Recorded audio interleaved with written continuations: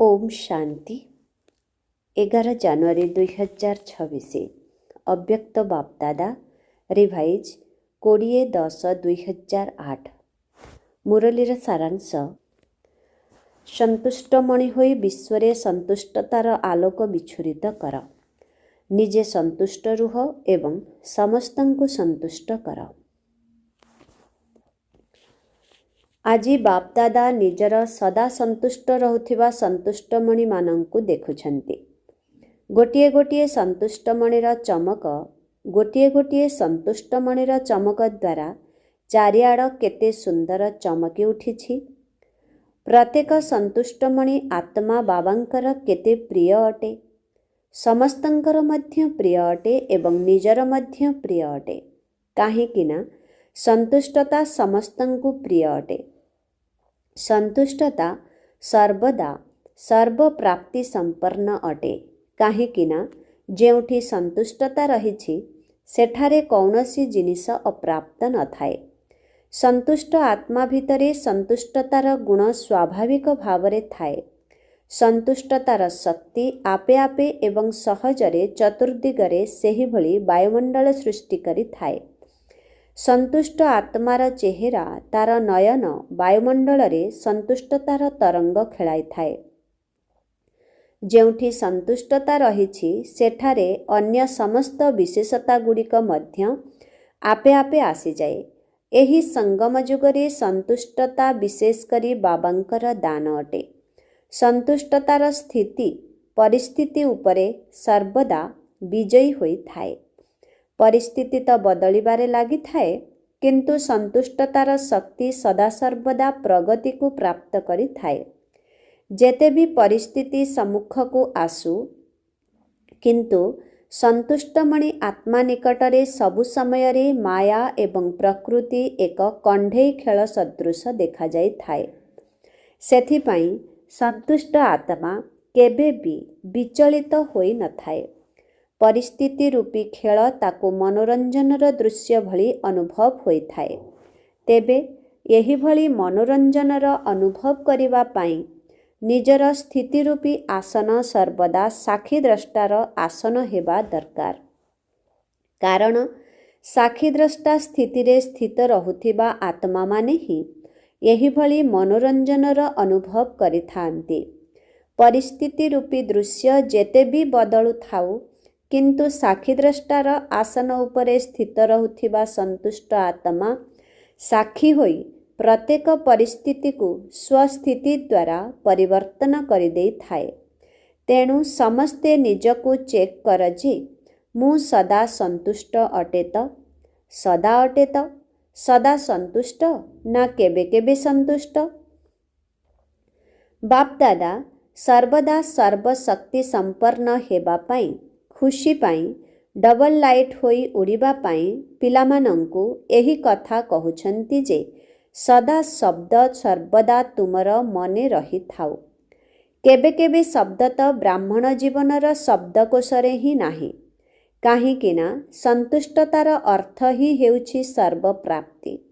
ଯେଉଁଠି ସର୍ବପ୍ରାପ୍ତି ରହିଛି ସେଠାରେ କେବେ କେବେ ଶବ୍ଦର ସ୍ଥାନ ନାହିଁ। ତେଣୁ ତୁମେମାନେ ସର୍ବଦା ଅନୁଭୂତି କରିବା ବାଲା ଅଟ ନା ଅନୁଭୂତି କରିବା ପାଇଁ ପୁରୁଷାର୍ଥ କରୁଛ? ସମସ୍ତେ ନିଜେ ନିଜକୁ କେବେ ପଚାରିଛ, ଚେକ୍ କରିଛ? କାହିଁକି ନା ତୁମେ ସମସ୍ତେ ବାବାଙ୍କର ବିଶେଷ ସ୍ନେହୀ, ସହଯୋଗୀ, ଗେହ୍ଲା ଏବଂ ମିଠା ମିଠା ସ୍ୱପରିବର୍ତ୍ତକ ସନ୍ତାନ ଅଟ। ଏହା ଠିକ୍ କଥା ନା? ଠିକ୍ ନା? ଠିକ୍ ତ? ବାବା ତୁମକୁ ଯେଉଁ ଦୃଷ୍ଟିରେ ଦେଖୁଛନ୍ତି ସେହିଭଳି ନିଜକୁ ଅନୁଭବ କରୁଛ ତ? ହାତ ଉଠାଅ ଯେଉଁମାନେ ସର୍ବଦା ସନ୍ତୁଷ୍ଟ ରହୁଛନ୍ତି। କେବେ କେବେ ନୁହେଁ। ତେବେ ସଦା ଶବ୍ଦକୁ ମନେ ରଖିଛ ତ? ଟିକିଏ ଧୀରେ ଧୀରେ ହାତ ଉଠାଉଛନ୍ତି। ଆଚ୍ଛା, ବହୁତ ଭଲ। ଅଳ୍ପ ଅଳ୍ପ ଉଠାଉଛନ୍ତି ଏବଂ ଭାବି ଭାବି ଉଠାଉଛନ୍ତି। କିନ୍ତୁ ବାପଦାଦା ତ ବାରମ୍ବାର ସାବଧାନ କରାଇ ଚାଲିଛନ୍ତି ଯେ ଏବେ ସମୟକୁ ଦେଖ ଏବଂ ନିଜକୁ ଦେଖ। ସମୟର ବେଗ ଏବଂ ନିଜର ପୁରୁଷାର୍ଥର ବେଗକୁ ଚେକ୍ କର। ସମ୍ମାନର ସହିତ ପାସ୍ ତ ହେବାକୁ ହିଁ ପଡ଼ିବ ନା। ସମସ୍ତେ ଭାବ ଯେ ମୁଁ ବାବାଙ୍କର ରାଜକୁମାରୀ ବା ରାଜକୁମାର ଅଟେ। ନିଜକୁ ରାଜକୁମାର ମନେ କରୁଛ ନା? ପ୍ରତିଦିନ ବାପଦାଦା ତୁମମାନଙ୍କୁ କେଉଁ ୟାଦ ପ୍ୟାର ଦେଉଛନ୍ତି? ଲାଡଲେ ବଚ୍ଚେ ଅର୍ଥାତ୍ ଗେହ୍ଲା ସନ୍ତାନ। ତେବେ ଗେହ୍ଲା କିଏ ହୋଇଥାଏ? ଗେହ୍ଲା ସେହି ହୋଇଥାଏ ଯିଏ ପିତାଙ୍କୁ ଅନୁକରଣ କରିଥାଏ ଏବଂ ଅନୁକରଣ କରିବା ମଧ୍ୟ ବହୁତ ବହୁତ ବହୁତ ସହଜ ଅଟେ। କୌଣସି କଷ୍ଟକର କଥା ନୁହେଁ। ଯଦି କେବଳ ଗୋଟିଏ କଥାକୁ ଅନୁକରଣ କରିଦେଲ ତେବେ ଅନ୍ୟ ସବୁ କଥା ସହଜରେ ଅନୁକରଣ ହୋଇଯିବ। ତାହା ଗୋଟିଏ ଧାଡ଼ିର କଥା ଯାହାକୁ ବାବା ସବୁଦିନ ମନେ ପକାଇ ଦେଉଛନ୍ତି। ତାହା ମନେ ଅଛି ତ? ନିଜକୁ ଆତ୍ମା ମନେକରି ମୋତେ ମନେ ପକାଅ। ଗୋଟିଏ ଧାଡ଼ି ଅଟେ ନା ଏବଂ ମନେ ପକାଇବା ବାଲା ମଧ୍ୟ ଆତ୍ମା ଅଟେ।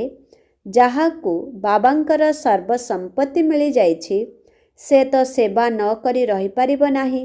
କାହିଁକି ନା ପ୍ରାପ୍ତି ଅସରନ୍ତି ଅଟେ, ଅମାପ ଅଟେ। ଯିଏ ବା ତାଙ୍କର ସନ୍ତାନ ସେ ଦାନ ନ କରି ରହିପାରିବ ନାହିଁ। ଏବଂ ତୁମ ଅଧିକାଂଶ ପିଲାମାନଙ୍କୁ କେଉଁ ଉପାଧି ମିଳିଛି? ଡବଲ ବିଦେଶୀ। ତେଣୁ ଉପାଧି ହିଁ ଡବଲ ଅଟେ। ବାପଦାଦାଙ୍କୁ ମଧ୍ୟ ତୁମମାନଙ୍କୁ ଦେଖି ଖୁସି ଲାଗୁଛି ଏବଂ ସର୍ବଦା ଏହି ଗୀତ ଗାଉଛନ୍ତି ଯେ ବାଃ ମେରେ ବଚ୍ଚେ ବାଃ। ବହୁତ ଭଲ କଥା। ଭିନ୍ନ ଭିନ୍ନ ଦେଶରୁ କେଉଁ ବିମାନରେ ବସି ଆସିଛ?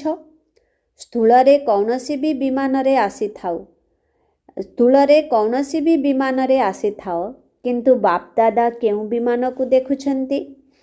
ଅତି ସ୍ନେହରୂପୀ ବିମାନରେ ଆସି ନିଜର ଅତି ପ୍ରିୟ ଘରେ ପହଞ୍ଚି ଯାଇଛ।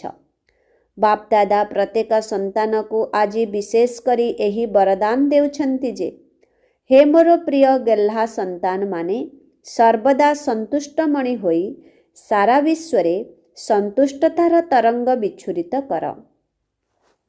ସର୍ବଦା ସନ୍ତୁଷ୍ଟ ରୁହ ଏବଂ ସନ୍ତୁଷ୍ଟ କର। କେହି କେହି ପିଲା କହୁଛନ୍ତି ସନ୍ତୁଷ୍ଟ ରହିବା ତ ସହଜ ଅଟେ କିନ୍ତୁ ସନ୍ତୁଷ୍ଟ କରିବାକୁ ଟିକିଏ କଷ୍ଟ ଲାଗୁଛି। ବାପଦାଦା ଜାଣିଛନ୍ତି ଯଦି ପ୍ରତ୍ୟେକ ଆତ୍ମାକୁ ସନ୍ତୁଷ୍ଟ କରିବାର ଅଛି ତେବେ ତାର ବିଧି ମଧ୍ୟ ବହୁତ ସହଜ ଅଟେ।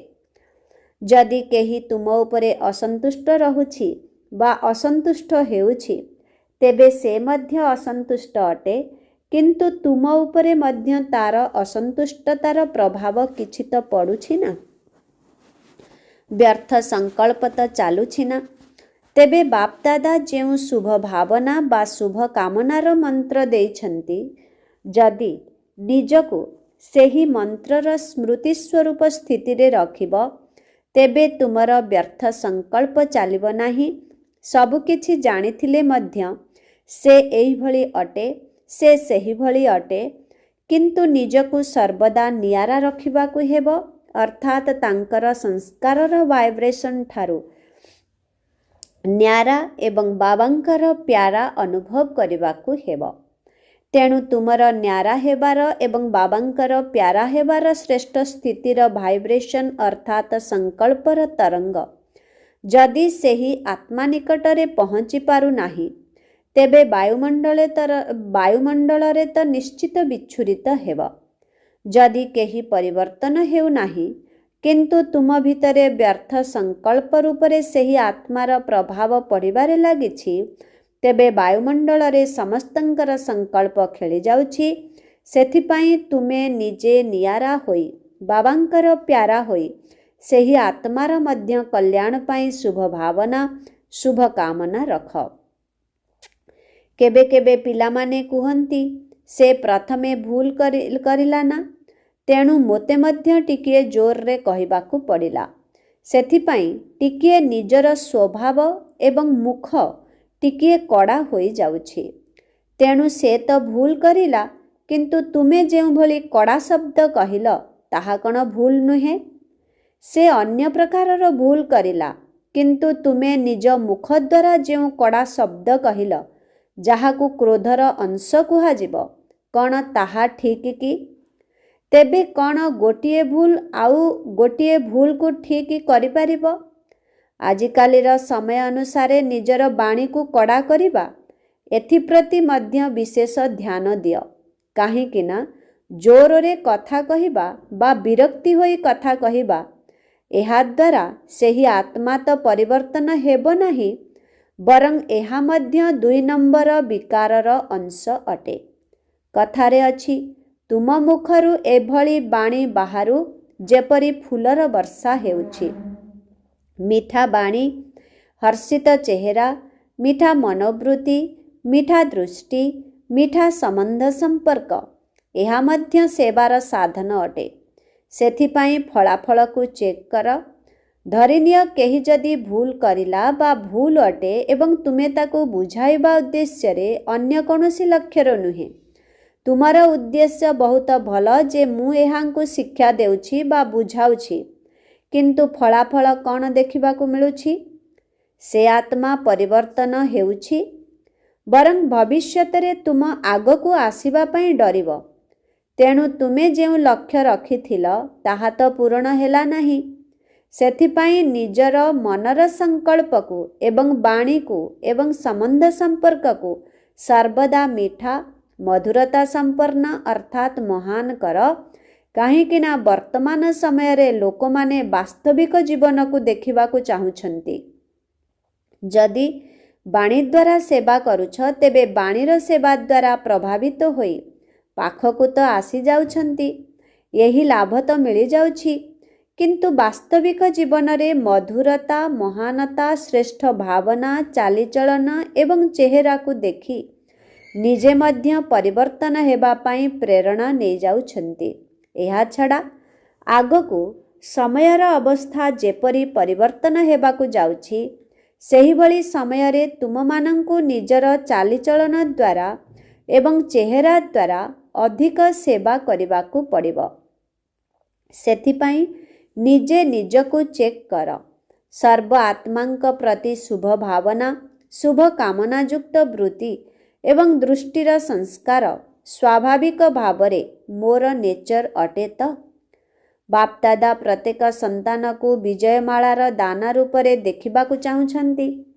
ତେଣୁ ତୁମେ ସମସ୍ତେ ନିଜକୁ ମାଳାର ଦାନା ହେବା ଯୋଗୀ ଆତ୍ମା ମନେ କରୁଛ। କେତେକ ପିଲା ଭାବୁଛନ୍ତି 108ର ମାଳାରେ ତ ନିମିତ୍ତ ହୋଇଥିବା ପିଲାମାନେ ହିଁ ଆସିବେ। କିନ୍ତୁ ବାପଦାଦା ପୂର୍ବରୁ ମଧ୍ୟ ଶୁଣାଇଛନ୍ତି ଯେ 108 ମାଳାର ଗାୟନ ତ ଭକ୍ତି ମାର୍ଗର ଅଟେ। କିନ୍ତୁ ତୁମେ ସମସ୍ତେ ଯଦି ବିଜୟୀ ଦାନା ହୋଇଯିବ, ତେବେ ବାପଦାଦା ମାଳାକୁ ଅଧିକ ପରସ୍ତ କରିଦେବେ। ତେବେ ବାବାଙ୍କର ହୃଦୟରୂପୀ ମାଳାରେ ତୁମ ସମସ୍ତ ବିଜୟୀ ପିଲାମାନଙ୍କ ପାଇଁ ସ୍ଥାନ ଅଛି। ଏହା ବାବାଙ୍କର ଗ୍ୟାରେଣ୍ଟି ଅଟେ। କେବଳ ନିଜକୁ ମନ, ବଚନ, କର୍ମ, ଚେହେରା ଏବଂ ଚାଲିଚଳନରେ ବିଜୟୀ କର। କ'ଣ ପସନ୍ଦ ଅଟେ ତ? ହେବ ତ? ବାପଦାଦା ଗ୍ୟାରେଣ୍ଟି ଦେଉଛନ୍ତି ତୁମକୁ ବିଜୟମାଳାର ଦାନ କରିଦେବେ। କିଏ ହେବ? ସମସ୍ତେ ହାତ ଉଠାଇଲେ। ଆଚ୍ଛା, ତେବେ ବାପଦାଦା ମାଳା ଭିତରେ ମାଳା ତିଆରି କରିବା ଆରମ୍ଭ କରିଦେବେ। କ'ଣ ଡବଲ ବିଦେଶୀମାନଙ୍କୁ ପସନ୍ଦ ତ? ବିଜୟୀ ମାଳାରେ ଆଣିବା ବାବାଙ୍କର କାମ, କିନ୍ତୁ ତୁମର କାମ ହେଲା ବିଜୟୀ ହେବା। କ'ଣ ସହଜ ନା ମୁସ୍କିଲ? ମୁସ୍କିଲ ଲାଗୁଛି କି? ଯାହାଙ୍କୁ ମୁସ୍କିଲ ଲାଗୁଛି ସେମାନେ ହାତ ଉଠାଅ। କ'ଣ ମୁସ୍କିଲ ଲାଗୁଛି? ଅଳ୍ପ ଅଳ୍ପ କେହି ଅଛନ୍ତି। କିନ୍ତୁ ବାପଦାଦା କହୁଛନ୍ତି, ଯେହେତୁ ତୁମେମାନେ ବାପଦାଦା ବୋଲି କହୁଛ, ତେବେ କ'ଣ ବାବା ଶବ୍ଦ କହିବା ଦ୍ୱାରା ପିତାଙ୍କର ସମ୍ପତ୍ତି ମିଳିବ ନାହିଁ? ଯେହେତୁ ସମସ୍ତେ ସମ୍ପତ୍ତିର ଅଧିକାରୀ ଅଟ ଏବଂ କେତେ ସହଜରେ ବାବା ତୁମକୁ ସମ୍ପତ୍ତି ଦେଉଛନ୍ତି, ଗୋଟିଏ ସେକେଣ୍ଡର ହିଁ କଥା। ତୁମେମାନେ ଜାଣିଗଲ, ମାନିଗଲ ଏବଂ କହିଲ ମେରା ବାବା। ତେଣୁ ବାବା କ'ଣ କହିଲେ? ମେରା ବଚ୍ଚା। ତେବେ ବଚ୍ଚା ଅର୍ଥାତ୍ ସନ୍ତାନ ତ ସ୍ୱତଃ ହିଁ ସମ୍ପତ୍ତିର ଅଧିକାରୀ ଅଟେ। ବାବା ଶବ୍ଦ କହୁଛ ନା? ସମସ୍ତେ ସେହି ଗୋଟିଏ ଶବ୍ଦ କହୁଛ ମେରା ବାବା। ଠିକ୍ କଥା ନା? मेरा बाबा तो एथिरे मध्य हाथ उठाओ। जदि बाबा मोर तेबे संपत्ति कण मोर नुहे?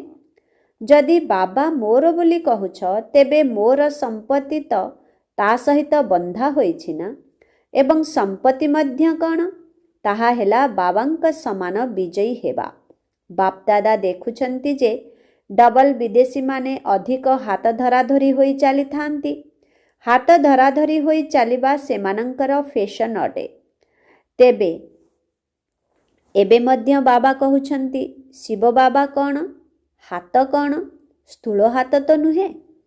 तेणु शिव बाबांकर हाथ कौन जाहाकू तुमे माने धरिब? श्रीमत ही बाबांकर हाथ। तेणु जेपरी स्थूल हाथरे हाथ रखी चलिबाकू पसंद करुछ, सेहीपरि श्रीमत रूपी हाथरे हाथ देई चलिबा कण मुश्किल कथा? ब्रह्मा बाबांकू तो देखिछ, वास्तविक प्रमाण देखिल ना? प्रत्येक पाद श्रीमत अनुसारे चलिबा द्वारा संपूर्ण फरिस्ता हेबार लक्ष्य स्थल रे पहुँची गले ना? अव्यक्त फरिस्ता होई गले ना? तेणु फॉलो फादर कर। उठिबा ठारू नेई सोइबा पर्यंत प्रत्येक श्रीमत को पालन कर। तेबे प्रत्येक पाद पाई श्रीमत कौन ताहा तो बापदादा सुनाई देइछंती।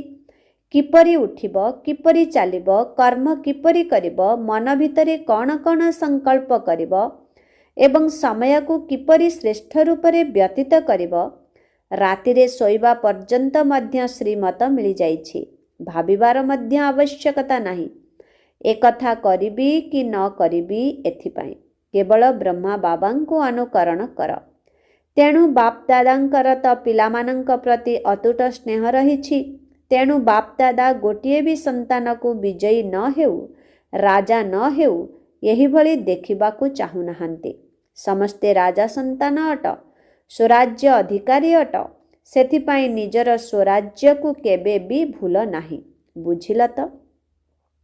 बापदादा तो अनेक थर संकेत देई सारिछंती जे समय अचानक एवं विषम हेबाकू जाउछि। सेथिपाई सदा प्रस्तुत होई रुह।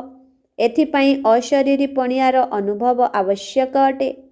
जेते भी व्यस्त रही थाओ, किंतु व्यस्तता भितरे मध्य गोटिए सेकेंड पाई अशरीरी हेबार अभ्यास एबेठारू करी देख। तुमे कहिब मु तो बहुत व्यस्त रहुछि। धरिनिय तुमे बहुत व्यस्त अछ, किंतु शोष लागिला तेबे कौन करिब? पानी तो पीब ना, कारण तुमे जानिछ जे शोष लागिले पानी पीबा जरूरी अटे।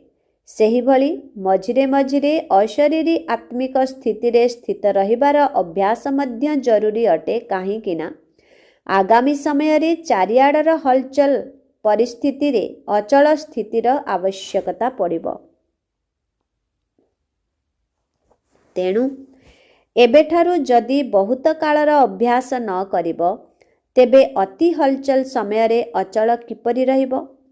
तेणु सारा दिन भितरे गोटिए दुईटी मिनिट बाहर करी मध्य चेक कर जे समय अनुसारे मु निजर आत्मिक स्थिति द्वारा अशरीरी होई पारिबी तो? एहाकू चेक कर एवं परिवर्तन कर। केवल चेक करिबार नाही, चेंज मध्य करिबाकू हेब। तेणु बारंबार एही अभ्यास को चेक करिबा द्वारा, ताकू अभ्यास करिबा द्वारा स्वाभाविक स्थिति होई जिवो। बापदादांक सहित स्नेह अछि, एथिरे तो समस्ते हाथ उठाउछ। अछि ना स्नेह? कौन पूरा स्नेह अछि ना अधूरा अछि? अधूरा तो नुहे ना। जदि स्नेह अछि तेबे तुमर प्रतिज्ञा कौन? कौन प्रतिज्ञा करिछ? साथीरे जीव तो? अशरीरी होई साथीरे जीव ना पछे पछे आसीबो? कौन साथीरे जीव तो? किछि समय वतन रे साथी होई रहिबा, तापरे ब्रह्मा बाबांक सहित प्रथम जन्म रे आसीबो। यही प्रतिज्ञा करिछ ना? ठीक ना? एथिरे हाथ उठा कराउ नाही। तेणु मुंड हलाओ। हाथ उठाइले थकी जीव ना। जदि साथीरे ही जीवार अछि, पछरे रहिबार नाही, तेबे बाबा मध्य साथीरे काहाकू नेबे? बाप समान हेबा वालांकू साथीरे नहीं जीवे ना। बाबांकू मध्य एका एका जीवा पसंद नुहे। पिलामानंक साथीरे ही जीवार अछि। तेबे साथिरे जीवा पाई प्रस्तुत अट त? मुंड हलाओ। अट त? समस्ते जीव? अच्छा, तेबे समस्ते साथिरे जीवा पाई प्रस्तुत अछ? जेतेबेले बाबा जीवे सेतेबेले जीव ना? एबे तो जीवार नाही, एबे तो विदेश को फेरिबा को हेब ना। बाबा जेतेबेले आदेश देबे नष्ट मोहा स्मृति लब्धा हेबार घंटी बजाइबे सेतेबेले साथिरे जीव। सेथिपाई प्रस्तुति करुछ त? तेबे स्नेहर चिन्ह हेला साथिरे जीवा। अच्छा, बाप दादा प्रत्येक संतान को दूरे थिले भी निकटरे अनुभव करुछन्ति। जेबे कि भी ज्ञानर साधन गुड़िक दूररू निकट करदेई पारुछि दूर जिनिस को। देखि पारुछ, कथा कहि पारुछ, सेहिपरि बाप दादा मध्य दूररे बसिथिबा पिलामानंकु सबुठारु निकटरे देखुछन्ति। तेणु तुमे माने दूररे नाह, दिल भितरे समाहित अट। तेणु बाप दादा एही विशेष पाଳି अनुसारे आसिथिबा पिलामानंकु निजर दिल भितरे नयनरे समाहित करिबा सहित प्रत्येक संतान को साथिरे जीवा बाला रूपरे, साथिरे रहिबा बाला रूपरे एवं साथिरे राज्य करिबा बाला रूपरे देखुछन्ति। तेणु आजि ठारू दिन सारा बारंबार केउं ड्रिल करिब? एबे गोटिए सेकेंड भितरे आत्म अभिमानी होई जाओ। निजर शरीर को देखुथिले मध्य अशरीरी स्थिति रे रही देह ठारू नियारा एवं बाबांकर प्रिय हेबार अनुभव करिपारिब त? तेणु एबे गोटिए सेकेंड भितरे अशरीरी होई जाओ। अच्छा, बाप दादा ड्रिल कराइले। यही भली सारा दिन भितरे मझिरे मझिरे केमिति भी हेउ गोटिए मिनिट बाहर करी यही अभ्यास को पक्का करी चल। काहींकि ना बाप दादा जानिछन्ति जे आगामी समय अति हाहाकारर समय हेब। तुम मानंकु समस्तंकु सकाश देबाकु पड़िब एवं सकाश देबारे ही तुमर निजर पुरुषार्थ मध्य तीव्र होई जिव। बहुत कम समय भितरे सकाश द्वारा सर्वशक्ति देबाकु पड़िब एवं जेउ माने एही भली संकट समय रे सकाश देबे, जेते आत्मा को देबे, चाहे बहुत जन को दियंतु चाहे अल्प जन को दियंतु, सेही अनुसारे ही द्वापर एवं कलिजुगरे तांकर भक्त हेबे। तेणु संगम जुगरे तुमे समस्ते भक्त मध्य तैयारी करुछ। काहींकि ना तुमे देइथिबा सुख एवं शांति सेमानंक हृदय रे समाहित होई जिव एवं सेमाने भक्ति रूपरे तुमको तार प्रतिदान देबे। अच्छा, चारिआडर बापदादांकर नयनर ज्योति विश्वर आधार एवं उद्धार करुथिबा आत्मा मानंको, मास्टर दुखहर्ता सुखकर्ता विश्व परिवर्तक पिलामानंको बहुत बहुत हार्दिक स्नेह, हार्दिक शुभेच्छा एवं पद्म पद्म वरदान स्वीकार हेउ। ऐसे मीठे प्यारे बाप दादा को हम बच्चों की बहुत बहुत याद प्यार गुड मॉर्निंग और नमस्ते नमस्ते नमस्ते नमस्ते नमस्ते। शुक्रिया बाबा, शुक्रिया। ओम शांति। आजिर वरदान जुगल स्वरूपर स्मृति एवं पदवीर निशा द्वारा कल्प कल्पर अधिकारी हुआ। जुगल स्वरूपर स्मृति एवं पदवीर निशा द्वारा कल्प कल्पर अधिकारी हुआ। मु एवं मोर बाबा जदि स्मृति सर्वदा जुगल स्वरूपरे रहिब एवं एही श्रेष्ठ पदवी सर्वदा स्मृति रहिब जे मु आजी ब्राह्मण अछि, काली को देवता हेबी। जदि हम सो हमर मंत्र सर्वदा स्मृति रहिब, तेबे सही निशारे एवं खुशी रे पुराणा दुनिया सहजरे भूली होई जिव। सर्वदा एही शुद्ध गर्व मन भितरे रहिब जे मु ही कल्प कल्पर अधिकारी आत्मा अटे। आमे माने थिलु, एबे होइछु एवं आमे ही कल्प कल्प हेबु। आजिर स्लोगन जदि निजे निजर शिक्षक होइजिब, तेबे समस्त दोष दुर्बलता गुड़िक स्वतः ही समाप्त होइजिब। ओम शांति। अव्यक्त इशारा यही अव्यक्ति मासरे बंधन मुक्त होई जीवन मुक्त स्थितिर अनुभव कर। ଏମିତି ବାନ୍ଧି ହୋଇ ରହିବା କାହାକୁ ବି ଭଲ ଲାଗେ ନାହିଁ। କିନ୍ତୁ ଯେତେବେଳେ ପରବଶ ହୋଇଯାଉଛ ସେତେବେଳେ ତୁମେ ବାନ୍ଧି ହୋଇଯାଉଛ। ତେଣୁ ଚେକ୍ କର ଯେ ମୁଁ ପରବଶ ଆତ୍ମା ନା ସ୍ୱତନ୍ତ୍ର ଆତ୍ମା। ଜୀବନ ମୁକ୍ତିର ମଜା ତ ଏବେ ମିଳୁଛି, ଭବିଷ୍ୟତରେ ତ ଜୀବନ ବନ୍ଧନ ଏବଂ ଜୀବନ ମୁକ୍ତି ଭିତରେ ପାର୍ଥକ୍ୟ କ'ଣ ତାହା ଜାଣିପାରିବ ନାହିଁ। ତେଣୁ ଏହି ସମୟର ଜୀବନମୁକ୍ତ ସ୍ଥିତିର ଅନୁଭବ ଶ୍ରେଷ୍ଠ ଅଟେ। ଜୀବନରେ ଅଛୁ କିନ୍ତୁ ମୁକ୍ତ ଅଟୁ, ବନ୍ଧନରେ ନହୁଁ। ଓମ୍ ଶାନ୍ତି।